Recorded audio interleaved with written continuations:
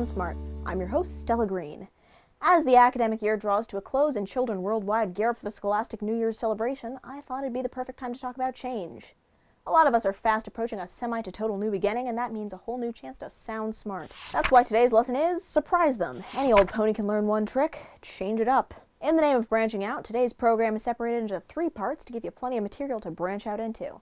Our topic for today is barons of the 18th and 19th centuries, things invented by landowning nobles with too much of just about everything on their hands. Let's get started. If you're a baron in 18th century England, you've spent most of your life making and/or inheriting money, and you better believe people are going to know it when you get up to heaven. Or wherever. And what says class like showing up to heaven or wherever in one whole undissected piece? The belief at the time was that when you ascended into heaven, you literally ascended. That meant that you, in whatever condition you were in, would go flying up out of your grave. Largely because of this, human dissection was all kinds of frowned upon. This was a problem if you were a doctor in training. You needed bodies, but no one was offering. Gotta love the free market. If you demand, it will supply. Thus was born the resurrectionist. This was a gentleman who you would pay to go cemetery to cemetery, harvesting autopsy table fresh corpses to sell to anatomy labs. Fun fact, if a little off topic, body snatching was actually considered to be distinct from grave robbing. Grave robbing only entailed theft of objects, while body snatching was, well, the snatching of bodies. The funny thing is, if you've got a dark sense of humor, that grave robbing was a crime while body snatching was not. Break into a guy's grave and steal his hat? We've got a problem. Steal the whole guy? Have a nice day. The reason for this was simple. No one thought there could possibly ever be a scenario in which we'd need a law against stealing corpses, which seems fair. Ha! Do you want to end up on the wrong side of history? Try saying, who would do that? We don't need a law against that. But I digress. Assuming you didn't like the idea of well-trained doctors, and provided you had the cash, there was a vast catalog of high-end anti-resurrectionist products available for you to choose from.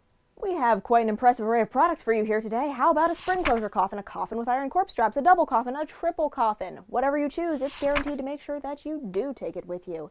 It being your guts. First, in our basic package, the community dead house. Bodies are only useful until they start to decompose, so why not take some of that family fortune and reserve yourself a seat? Coming in with a slightly less than modest price tag is the Grave Watcher. This is a gentleman who you pay to sit and watch your loved one being dead until they turn into dissection-proof goo. If you really want to spend a lot of money fruitlessly preventing the progression of science, why not spring for a mort safe? This state-of-the-art cage slips right over your burial plot, providing a snug-fitting protection. It's pretty pricey, but who cares? You're dead. Live a little. What if you're rich, but not dead? What might you spend your money on? How about a nice wig? Yes, the 18th century bigwigs took quite a lot of pride in their big wigs. Wig decorations could get pretty elaborate. Sparkles, of course. Gardens, why not? Bird cages, add a live bird.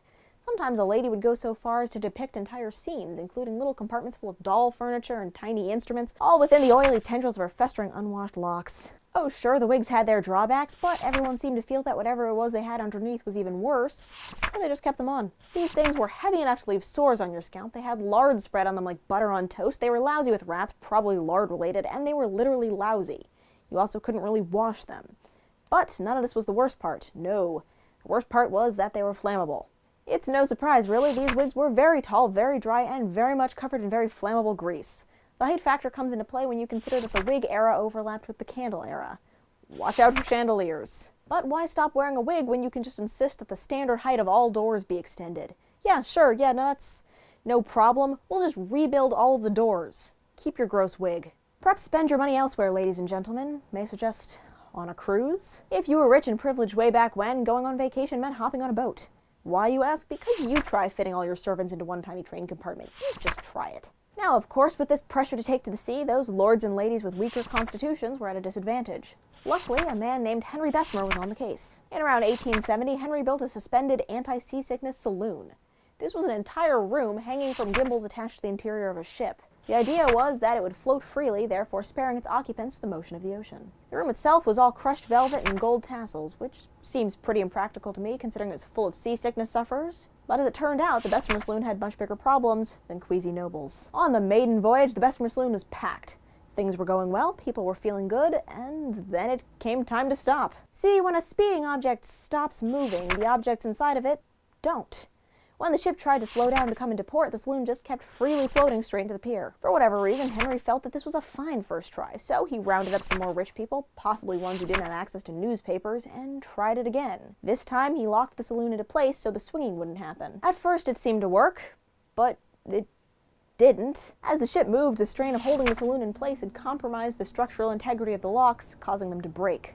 This time, quite the crowd had gathered to watch as the technological wonder came careening into the harbor and cleaved the pier straight through to the boardwalk. The Bessemer Saloon spent the remainder of its lifespan rusting in a harbor where an embarrassed Henry hid it. That concludes this episode of How to Sound Smart. Remember, surprise them, because change is inevitable and everyone's sick of hearing you talk about how Napoleon wasn't actually short. We all know that now. Get a new thing. Here's wishing you the best, and have a great summer.